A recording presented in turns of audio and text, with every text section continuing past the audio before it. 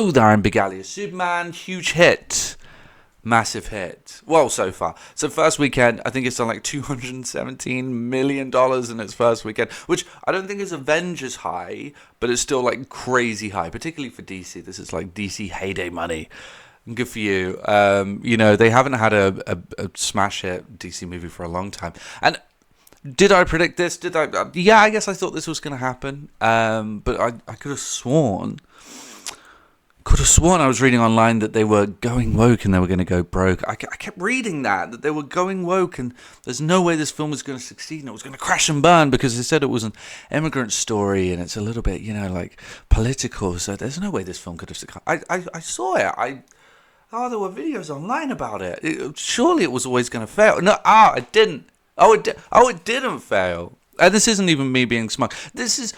Okay, so my point with this, and with this whole video, is that you cannot predict it. You can watch, far-right grifters online say, they're getting political, they're going to go broke.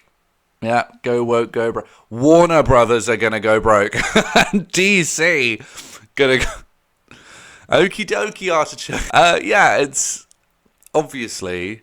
You don't know. You never know. And I think these are almost like unprecedented times. Like there was a time when, and this was only a few years ago, where you could say, let's hire The Rock.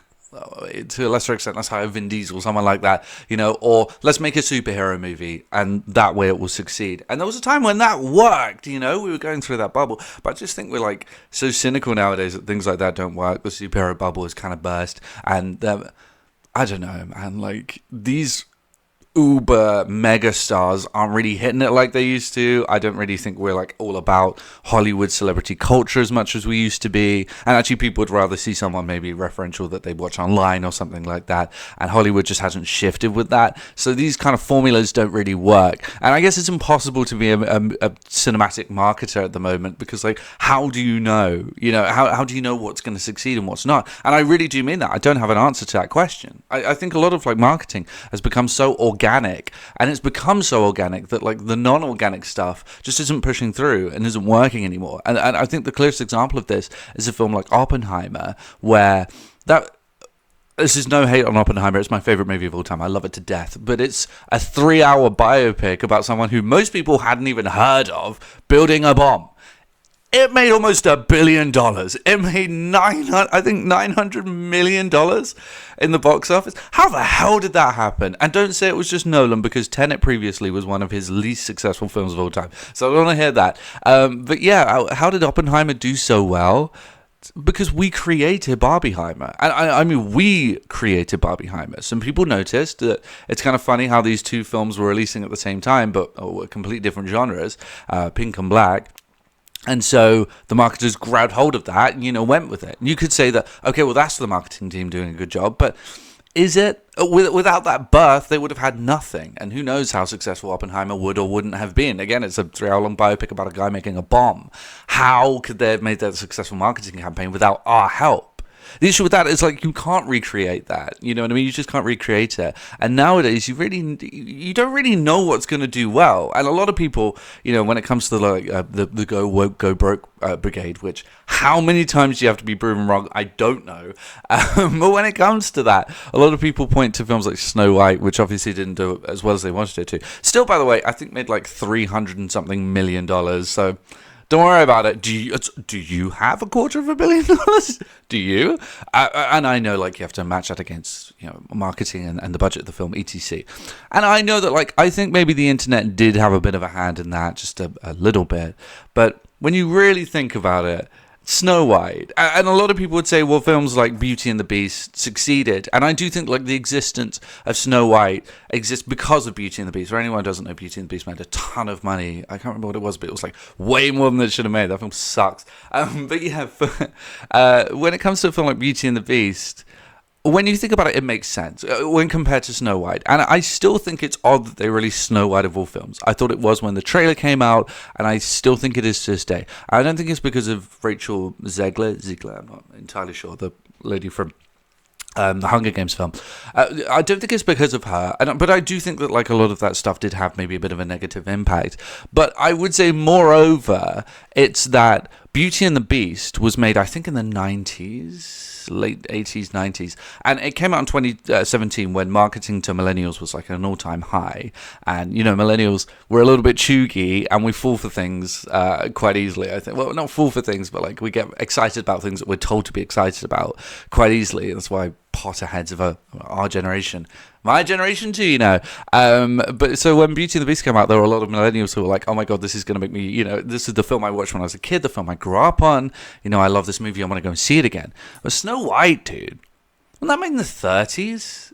Or the 40s? When was Snow White made? I have no idea. It was definitely a long time ago. And so the crowd that would have existed for that, dude, they're in like that. They wouldn't even be able to get to a cinema, let alone go and watch the movie. So it kind of makes you wonder, like, who is Snow White for? Who was it for? And it still kind of blows me away, like, why Disney, of all companies, wouldn't realize this. When I was sat there going, well, who's this movie for? Who's going to watch this movie? And again, you could point to Oppenheimer and say, well, you could say the same about Oppenheimer. As a matter of fact, you did say the same about Oppenheimer. But again, we created this organic thing and really made a huge push for that. So do I think the internet can have a hand in whether a film is successful or not? Yes. Do I think... Personally speaking, I think the effect we have on a film, as a collective internet, is more in a sense that we can make a film more exciting than it would have been previously, and we can, make a film make more money. Our ability to force a film to make less money is a lot less powerful than you might think. I think like when you have a audience that's already there, kind of baked in, and then like you add people to it by creating moments like this, that can become a powerful thing. But in terms of telling people not to go to the cinema, I don't think people realize just how little power the internet has over that, because that baked-in audience is already there. You'll either add people to that baked-in audience, or you just not add people to it, but that audience is already there, and so I don't think that the internet can have that sort of power over whether a film makes a lot of money. You can watch a film, by some grifter, and you'd be like, oh my God, this video has like over 2 million views. That's crazy. This film's gonna crash and burn. And it's like, cool, man. There's 9 billion of us. There's a lot of people in the world, and a lot of children. Because let's be honest, most of these these videos are aimed at kids' films. But yeah, there's a lot of children who don't care. They didn't watch a movie and they don't care about what you have to say. And certainly their parents who are paying for the ticket and taking their kid to see the movie don't care either. And I think we get a little bit lost in the sauce when it comes to that type of thing. Do I think we can have an effect? Yes. Do I think like all of these quote-unquote flops that we keep talking about are the result of the internet? For the most part, no. I don't think Snow White failed or didn't make as much as they wanted it to because of the internet. I don't think DC crashed and burned. And I don't think the Marvel MCU, I don't think that's crashing and burning because of what we're saying or what we're doing. I mean, we really like Thunderbolts and it didn't make a lot of money, and that wasn't considered woke. So why don't we address that? Why don't we talk about the fact that Thunderbolts didn't make a lot of money? No, we're talking about the film that, what everyone calls woke, not making money. That's where we focus our attention because we're not having the impact that you think we're having. It just didn't work out. There's been a lot of superhero movies. And to be quite frank with you, as someone who really enjoyed Thunderbolts, that type of film has been done a few times now, and it's hard to get excited about, Like, we've had these team-up movies where it's like, oh, you don't really know who this team is, but they're actually quite fun. We had Guardians. We didn't need more of it. And the type of film that was being made, I think we all kind of knew we've seen before, so no one was really overly excited about it. So that's what happened there, and I just don't... Yeah, it's frustrating. I'm not going to get these people to stop saying this stuff because no one can. The Birdman on YouTube who picks apart what the Critical Drinker says, all of the asinine stuff that he says. And I would love to do a video like that too, actually, because it's just baseless. It's all baseless. It's just like him going, oh, they want me to say the word woke.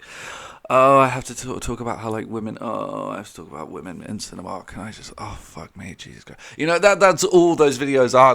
We've got to hit this point. Got to hit this point. Got to hit this point. Got to hit this.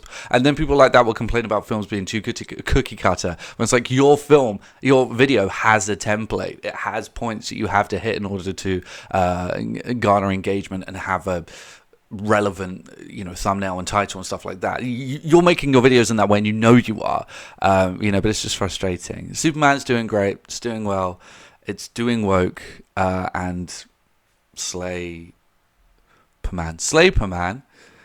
I need to go to work.